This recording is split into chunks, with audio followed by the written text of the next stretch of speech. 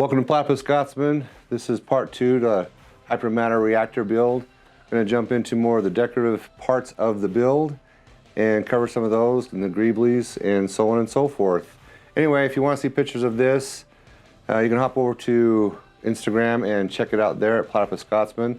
But anyway, let's get into part 2 of this, shall we?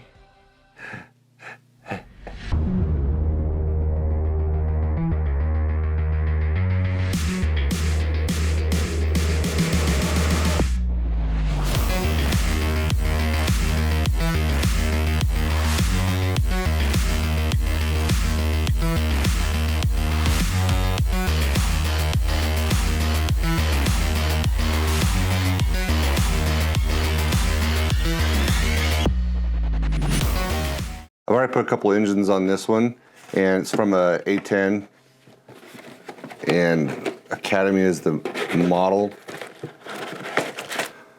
I pick up models occasionally just because they're on sale and different things, and I can also use the bits out of them, but I was going to fabricate the engines or the intakes, whatever you want to call them on this, because I have no idea what this piece is going to be called as of right now.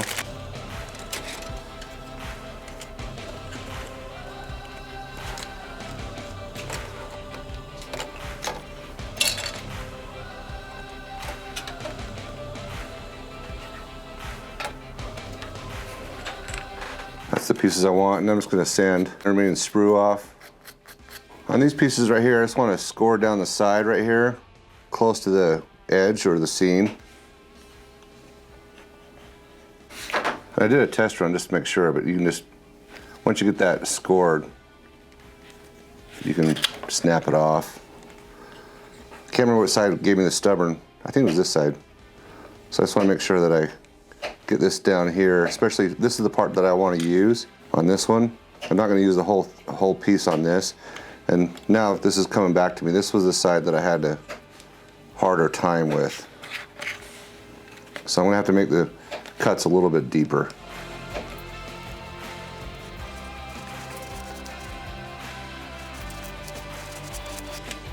This one comes off, I believe, a lot easier.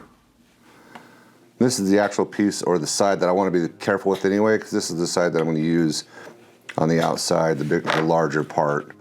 But I believe this one comes off a little bit easier. Whoops, snap that.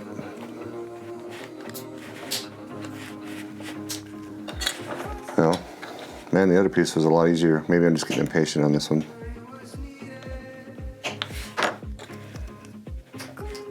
Okay, once these are snapped off, I want to trim the little connector piece.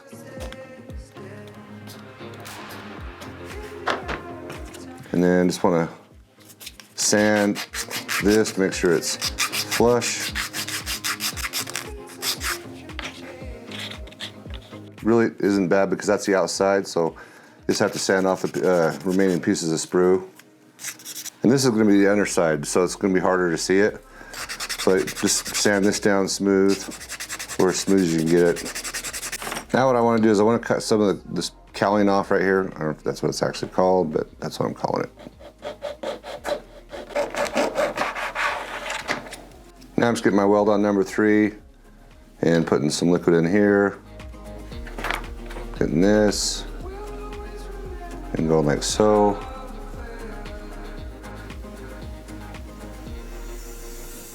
Just because it's a thick piece, I'm just putting more in here just to reinforce it. I always like to do a test fit.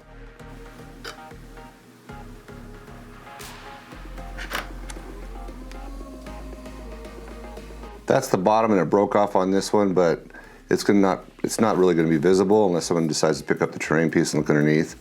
So you're still fine. Once it's dry, just trim it down with an X-Acto knife and get it as close as you can, but don't cut into this main part right here. And then once it's down like this, just get a emery board and sand it to where it's completely flat. I always do a test fit, make sure it's flush before you ever glue it on. Just using weld on number 3. There's a lot of model glues you can use as well. I just happen to like this one. It's quick and easy. And because I have access to the inside, I always do it on the inside as well, just to increase the bond. There you go, another A10 engine. I have been rummaging through my bits. This is a 1/48 scale lunar landing, all these white pieces right here. This is to a Tridarium shuttle. It was like this. I think it was Tridarium shuttle. I cut it, sand the backs. We use that later. This piece right here is to a TIE fighter. Cut it off. And now what I'm doing is I'm framing it in. I just have some sheet styrene and I've cut it to pieces, glued some of those in. I sanded the back, but I didn't want to sand forever and get it all the way down. So what I'm doing now is I'm just framing it in.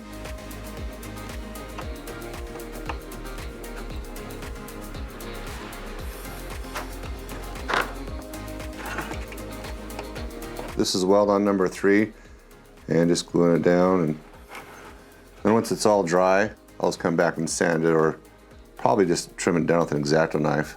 And I'll also want to add some things around it so it just doesn't look like this, it's just plop there, which it really is. But I'll add some other things around it as well.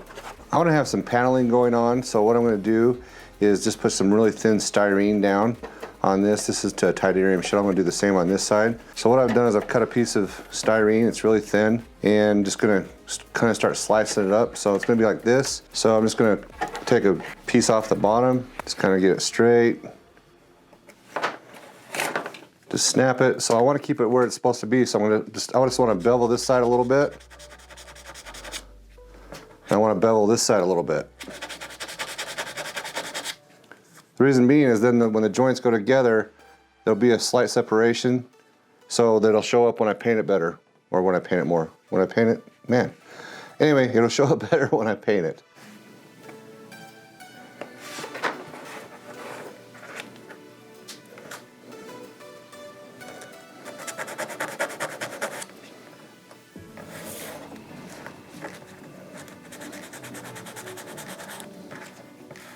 Just gonna get it on there and press it down.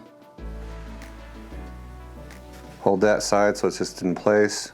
Then rotate it around and just glue the rest of the sides. Then get the next piece.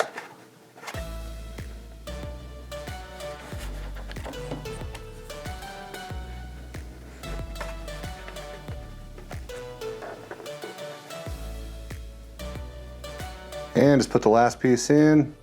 And I have my pattern, and I'm going to do this all over the structures. The reason why is partly because this didn't turn out as much as I wanted, as much as I would have liked, but I also want a random pattern going on just to show paneling. And I could have did that from the very beginning, but it would have been really tough to assemble everything. Now I'm just going to put this Tridarium shuttle piece on. It's kind of lined up with the other one. And just glue it on.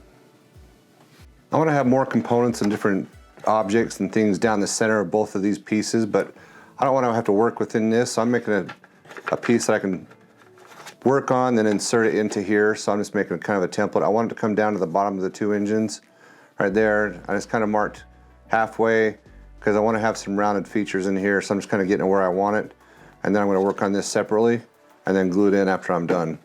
All right, I don't think I filmed it. I thought I hit the button, but this is the insert right here. It has the rounded edges. And what I did right here is I just put this in here, glued this edge only, and I want to make sure this really dries solids before I start wrapping around and gluing it in.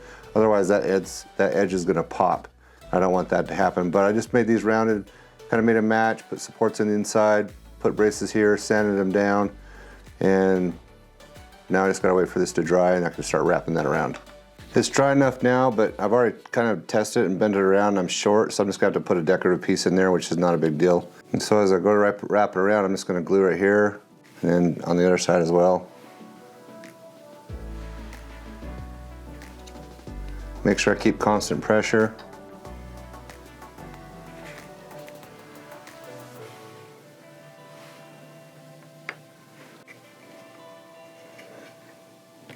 So on the sides, I want some pipes coming down, but I don't want to just have them solid, so I want to have a break or like a brace or something. So this is just a really thick piece of styrene. I cut a piece off already, cut it to length, and then I'm just going to eyeball a little bit of 45 on here, but I don't want to go all the way to the bottom because I want to have just a little bit more character is all.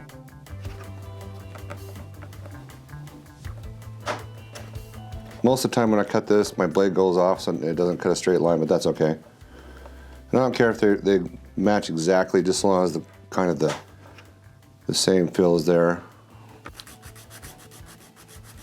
Just kind of sand it flat. I want to soften all the edges, so I'm going to put the plastic on a 45. Just kind of make all the edges soft. I think it looks better that way, so they're not so hard and crisp.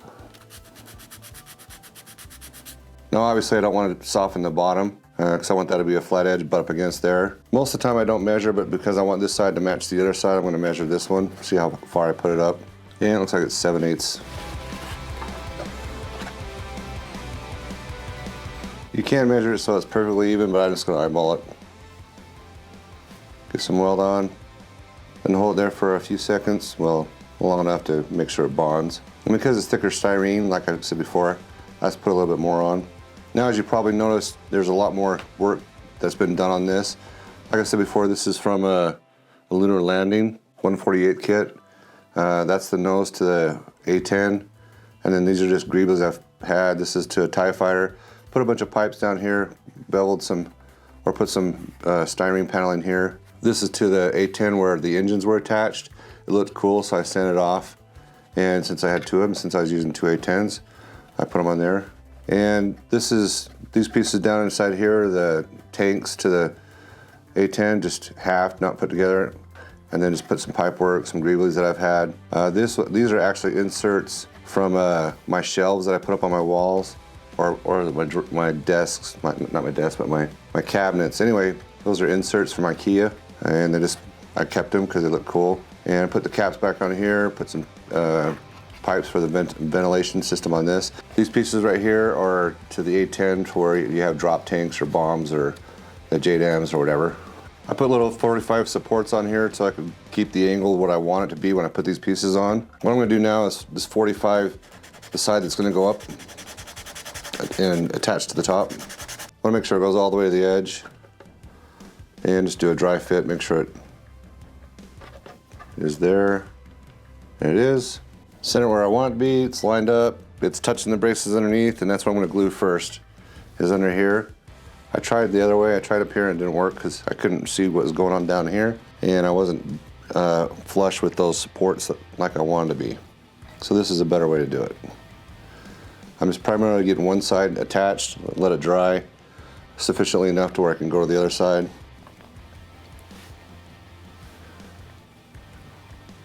I wasn't sure how I was going to mount it, so I sand this to where it's flush this way, and then I'm just going to put this piece right here. Make sure it's overlapped a teeny bit. Just going to put it in between the two of them so it's a better bond. I'm going to get it on there before it really sets up, make sure it's level.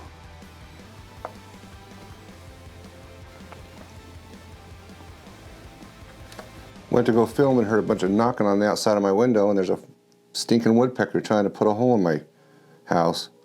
Anyway, put a side piece on here. Cut it really close, but still make it so it overlaps so I can sand it down. And then just glue it on. Anyway, I looked out the window and the thing flew away. It's like, what the heck, man? It's not like I have a wood siding. I'm actually pretty impressed it actually could keep its claws on my house. Anyway, do that to the other side. I'm gonna have to let this dry for a while, make sure it really solidifies before I can sand it, just like some of the other thicker pieces. And I'll just do this side. Well, that's a wrap on video number 2 for this project. Hope you enjoyed what I covered. And if you have any questions, comments, leave them below. And hopefully these videos are good enough to earn your sub and you've subscribed to the channel by now. If not, hopefully there's one that comes along the way that you'll enjoy the channel well enough to subscribe to it. Anyway, if you like the video, give it a thumbs up. If you have any questions, comments, leave them down below, like I said. If you want to see more pictures of this and things like it that I've done, you can hop over to Instagram, check it out there. We also have Pinterest and Parlor, and we also have a Facebook account, Platypus Scotsman. We have a Facebook group called Platypus Scotsman Lounge, and I do hang out on Reddit and their terrain building section. But anyway, we'll cover more details on this in part 3 and keep going along like that. But anyway, hope everything's treating you well. And oh yeah, we are ramping up our website, platypusscotsman.com. I will have tools that I use there eventually, and that's one of the reasons I've been making tool videos, so we can have them over there so people can reference, because I do get questions on what tools I use. And we'll have that website up and running soon. It is there, but we're still working on it. And I say we, there are people that are starting to help me out, so like my children. Anyway, you have a good night. Hope your hobby is treating you well, and hope you have family and friends around you. You have a good one, and remember what my mother used to always say, that anyone can do art. We'll see you in part 3. Ciao. Later.